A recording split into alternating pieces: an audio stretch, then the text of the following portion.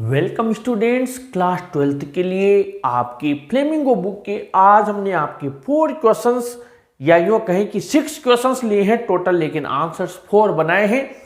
आइए पहला क्वेश्चन देखते हैं। वेरी मोस्ट इंपॉर्टेंट है, सारे शॉर्ट आंसर टाइप में द रेड ट्रैप्स हैं। आज आपको ये याद करने हैं, how did the rat trap seller make a living. ये छोटे उसमें पूछा जा सकता है वर्ड लिमिट में, कम वर्ड लिमिट में, कि जो फेरी वाला था, चूहेदानी बेचने वाला, वो उसकी आजीविका कैसे कमाता था। आंसर है the rat trap seller sold rat traps of wire. तार की बनी हुई चूहेदानियां बेचा करता था।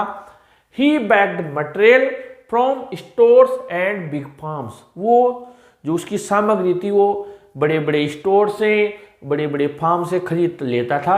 बैग्ड करता था, खरीदता नहीं, मांगता था, भीख मांग लेता था। उसके बाद में ही had to resort to begging and petty theory sometimes. वो फिर भी उसे क्या था, रिसोर्ट टू यानी कि निर्भर रहना पड़ता था बेगिंग यानी भिक्षा मांगने पर, और साथ ही छोटी मोटी चोरियां भी वो कर लेता था समटाइम्स यानी कभी कभी, तब उसका गुजारा चलता था। क्वेश्चन नंबर 2 डीप वाटर का है। इसमें ये क्वेश्चन नंबर 2 देखिए आप यहाँ पर, why did Douglas go to Wentworth Lake. एक तो ये है कि डगलस था, विलियम डगलस, वो वेंटवर्थ झील पर क्यों गया, इसी का तो है, लेकिन मैंने आंसर कॉमन बना दिया है क्योंकि ये बात एक ही आ रही थी इसमें। How did Douglas make sure that he had conquered the old terror. Douglas ने ये कैसे सुनिश्चित किया कि उसने पुराने टेरर आतंक पर कॉन्कर्ड यानी विजय प्राप्त कर ली है। तैराकी सीख गया, लेकिन उस डर पर उसने विजय प्राप्त कर ली है। इसका पता लगाने के लिए उसने क्या किया, तो दोनों क्वेश्चन आंसर सेम ही है। Douglas went to Wentworth Lake to prove himself that all the terror had gone. Douglas Wentworth झील पर गया ये निश्चित करने के लिए, ये सिद्ध करने के लिए कि उसका आतंक, उसका डर जा चुका है। टू प्रूव हिमसेल्फ, स्वयं को ये बताने के लिए। There he dived into the lake, वहां पर वो झील में उसने डाइव, छलांग लगाई। And swam across to the other shore and came back.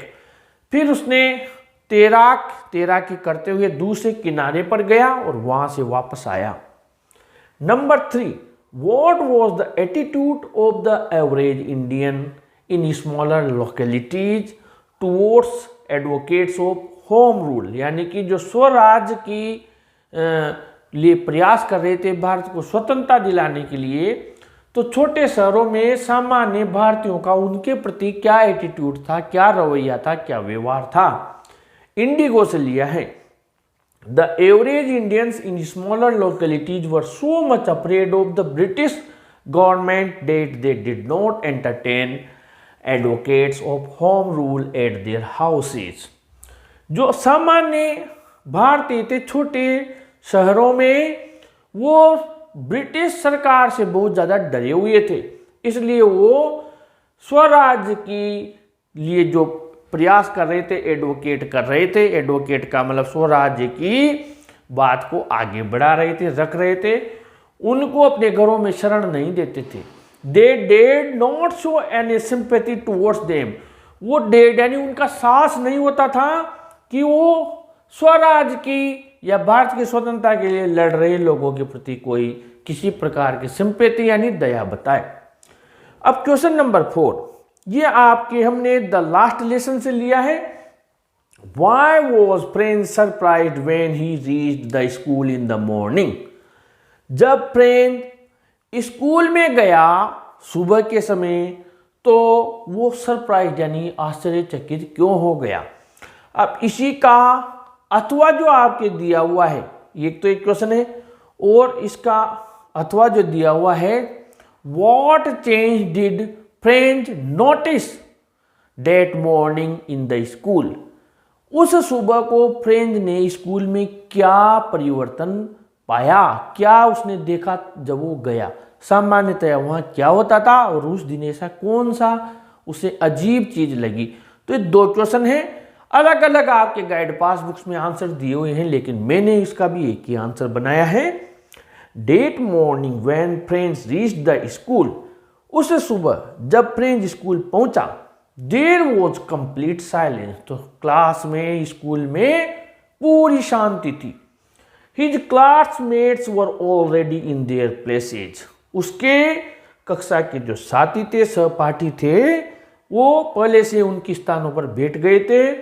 Mister Hamel was pacing up and down in the classroom, और श्री हेमल क्लास में आ जा रहे थे, इधर उधर मतलब चहलकदमी कर रहे थे। तो ये हमने आपके 6 क्वेश्चंस के 4 आंसर्स बनाए हैं। आज आप इन्हें नोट कीजिए, याद कीजिए, फिर ऐसे ही आपके लिए short answer, long answer type सभी तरीके के मोस्ट इंपॉर्टेंट क्वेश्चंस एग्जाम तक हम लाते रहेंगे। ऐसे ही वीडियोज के लिए अपने चैनल को भी सब्सक्राइब कीजिए और इस वीडियो को भी जरूर लाइक शेयर कीजिए। Thank you.